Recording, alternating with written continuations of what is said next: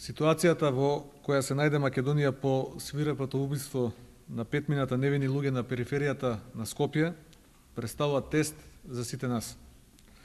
Представува тест за нашата држава, но и за нашето општество. Таа, помеѓу другото, е резултат и на долго време запоставуваните меѓуетнички односи, што дополнително ја прави ситуацијата кревка.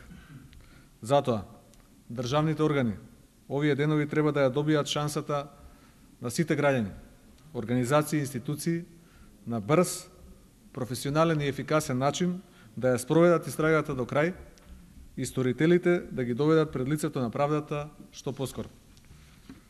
Но, можеби предизвикот кој е пред нас, пред кој сме исправени сите ние, е поголем.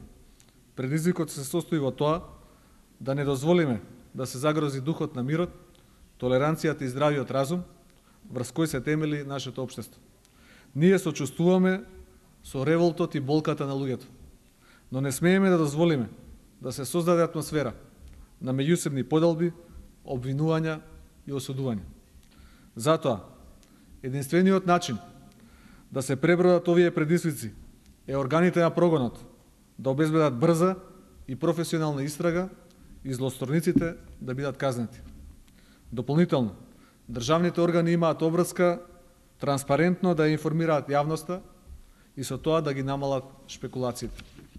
Например, жалиме што еден од најповиканите, председателот Иванов, не само што него свика Советот за безбедност, што би било нормално во ваква ситуација, туку не најде за потребно да и се обрати на нацијата со пораки за смирување и со она што е негова обврска како председател.